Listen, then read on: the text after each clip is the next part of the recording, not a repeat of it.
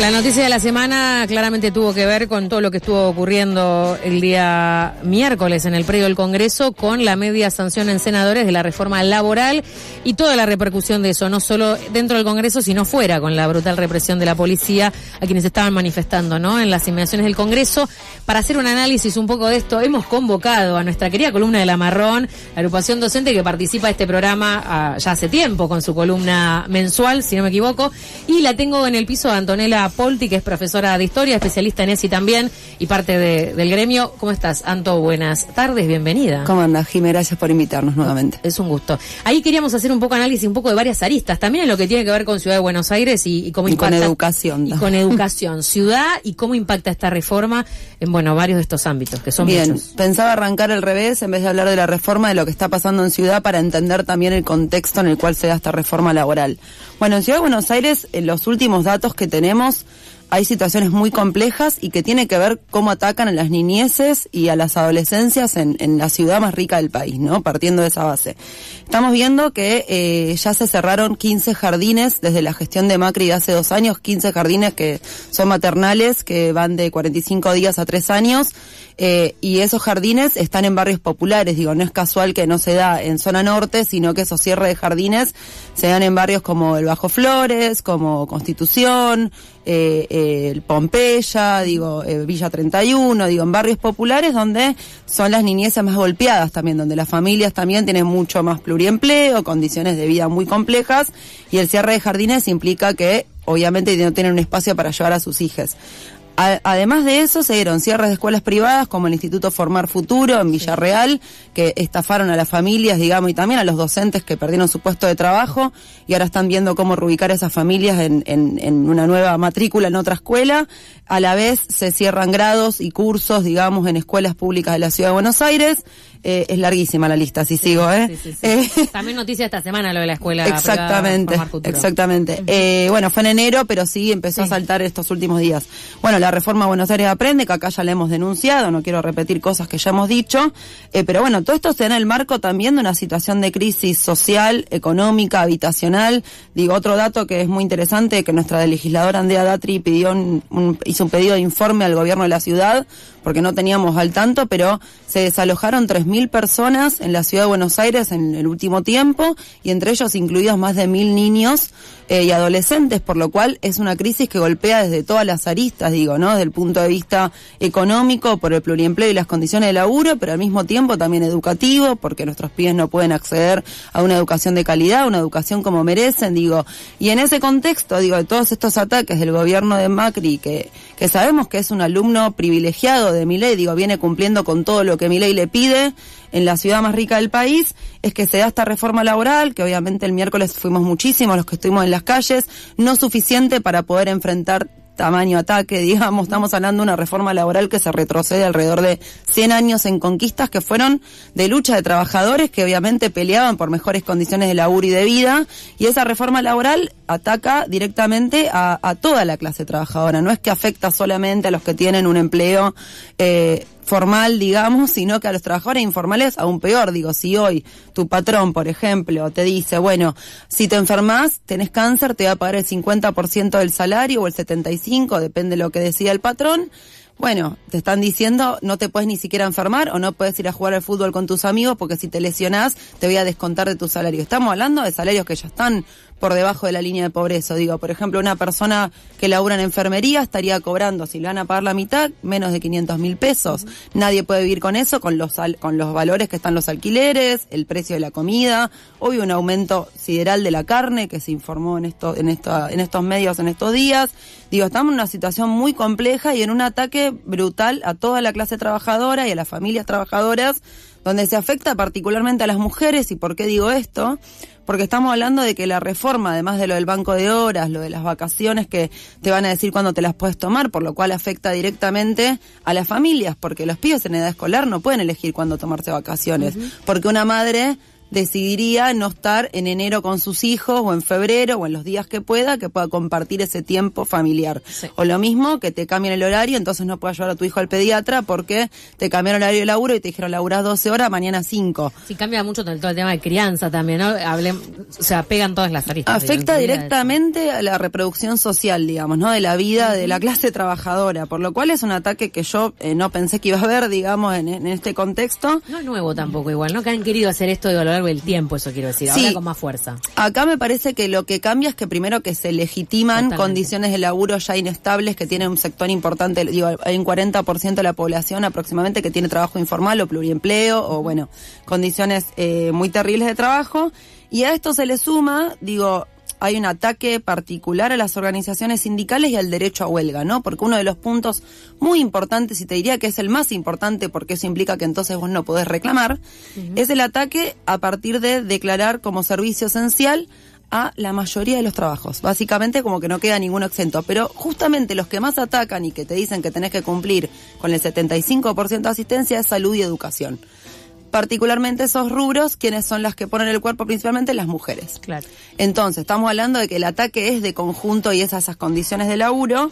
Y en ese sentido, también destacar, digamos, que el jueves, ya hecha toda esta represión que se hizo contra los que nos manifestamos contra esta reforma, etcétera, se votó con media sanción en diputados la baja de la edad de punibilidad. Es decir, que es otro ataque directamente contra las infancias. Entonces me cerrás jardines y me querés meter preso a los pibes, me cerrás escuelas, grados, no garantizás alimentación saludable, no garantizás condiciones de vida, no garantizás un lugar de vida, digamos, una vivienda, no me salía la palabra.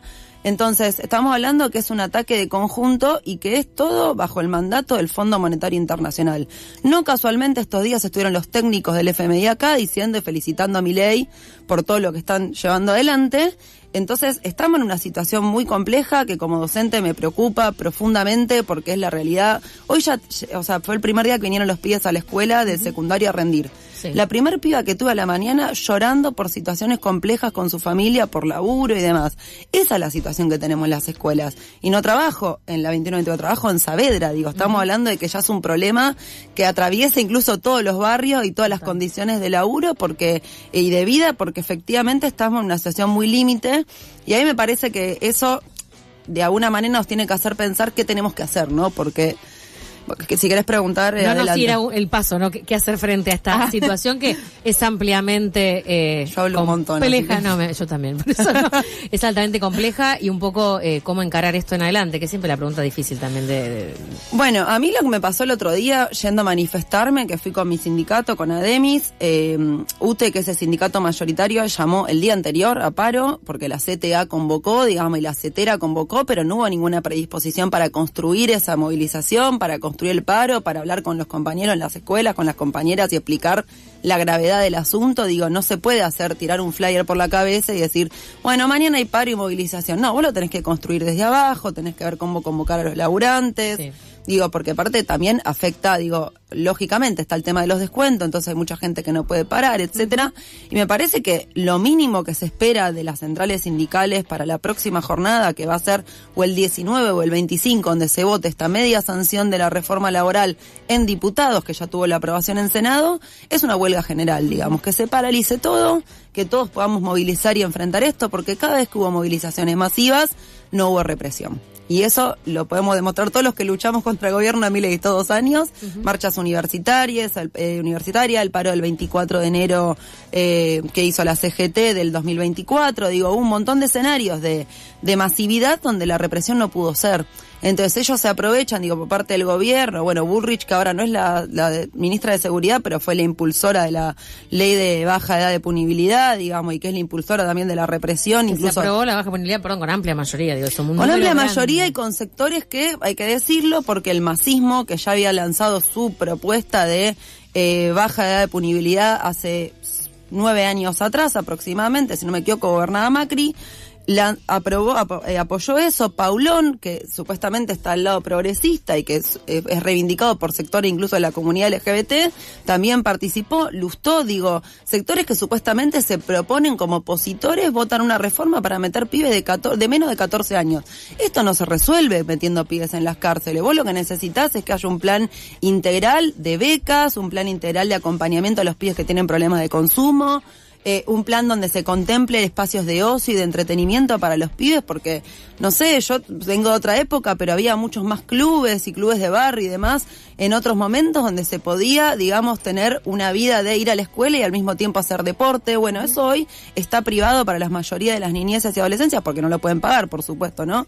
Entonces, van a gastar 23.000 millones en este plan de la baja edad de punibilidad, que es para meter pibes chiquitos en la cárcel, en vez de decir, bueno, esa guita la ponemos para colaborar con esta situación tan crítica que estamos diciendo. 50% de los pibes están en la pobreza, Entonces es una cosa de criminalizar la pobreza cuando vos ves a tipos como Esper que están libres, que estuvo ligado al narco, que son lo mismo que regentearon otros pibes en los barrios populares. Entonces es una situación muy border, por lo cual requiere una respuesta a la altura, ¿no? Porque esto, como bien sabemos, y las mujeres para mí somos las que hemos dado el ejemplo, cuando se peleó por el derecho al aborto, pasamos jornadas enteras en el Congreso peleando bajo lluvia, sol, calor, frío, y estuvimos y no nos movimos de ahí y nosotras cantábamos que le enseñamos a la CGT cómo luchar. Bueno, fuerzas hay. El tema es que mientras que las centrales sindicales no se pongan a la cabeza de poder decir, bueno, hay que enfrentarlo con todo y decir, bueno, vamos a terminar con esta situación y bueno, vamos a seguir así. Entonces me parece que mostrar también qué predisposición hay. Yo marché con la izquierda, con el sindicato ADEMIS y demás, pero yo vi mucha gente que fue por su cuenta y que fue predispuesta también a combatir de alguna manera, porque aparte tenés que encima bancarte que después los medios hablen de los violentos. Más violento que tener 4.500 efectivos nos corrieron, le tiraron a Miriam Bregman casi en el ojo, a una diputada, es una situación como que ya roza, lo antidemocrático completamente y lo autoritario y lo represivo de las peores épocas de la dictadura. Los que estuvieron detenidos, un compañero del MT contaba que lo recontra amedrentaron, que lo estuvieron golpeando en la detención. Estamos hablando de una situación, lo habíamos visto con la ley Bas también, muy border, que me parece que es un momento muy importante donde los trabajadores tenemos que ponernos a la cabeza, las docentes ni hablar porque estamos con esos pibes.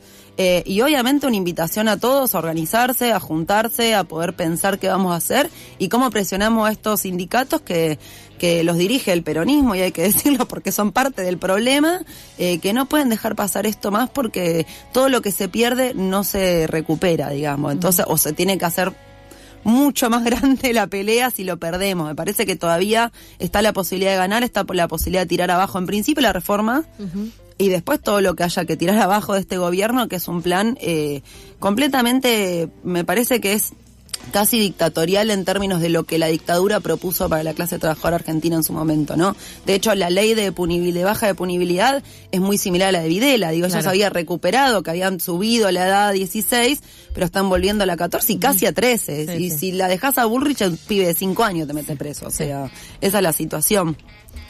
Así que bueno, eso, no sé si querés. Desde el Amarrón, ¿cómo están asambleas en escuelas, para pensando en esto de la media sanción en diputados, ¿no? Que falta, como decís vos, para... Bueno, el 18 hay que ver si es el 19 o el 25 y capaz a partir de eso también se modifican las asambleas. El 18 se convocó a un plenario de delegados por parte de la Dirección Celeste del AUTE, que es solo para delegados, pero me parece que dada la magnitud del ataque debería ser abierto para que toda la docencia pueda participar y pensar cómo organizarse. Y el 20 hay una asamblea de ADEMIS, que bueno, son los dos sindicatos que convocaron a asambleas y demás, que para mí puede permitir también nuclear a toda esa docencia que tiene ganas de pelear y decir, bueno, ¿cómo enfrentamos esto? Y me parece que bueno, que en este contexto es importante poder empezar a debatir esto más abiertamente en los lugares de laburo y creo que concientizar, ¿no? Esto de que lo que se pierde no lo vamos a recuperar y es la clave ahora poder enfrentar esta reforma que es completamente esclavista, digamos, ¿no? Sí. Anto, bueno, clarísimo. Yo la verdad es que sí, estuve viendo un montón de resúmenes de los principales puntos, todo lo que decís que ataca y más, indemnizaciones, vacaciones, todo eso que afecta a docentes y todo tipo de trabajadores en la Argentina. Así que, bueno, estaremos siguiendo lo que pase con esto y con el proyecto de imputabilidad que también comentabas estaremos aquí. Cualquier cosa desde La Marrón pueden venir aquí a este espacio, ya lo saben, para seguir explicando, analizando lo que pasó esta semana. Un verano, como siempre, con novedades. Caliente. Caliente, Sobre todo en muchos caliente. sentidos. Anto, muchas gracias. Gracias a ustedes. Antonella Polti, que es profesora de historia, especialista en eso y parte de La Marrón, que tiene este espacio en Algo con R, que está haciendo su versión verano, pero guarda que en breve vuelve todos los días de programa. Y la quien te digo, a vos del otro lado, es que venimos en breve también, porque el programa sigue en vivo hasta las 20 por La Tribu.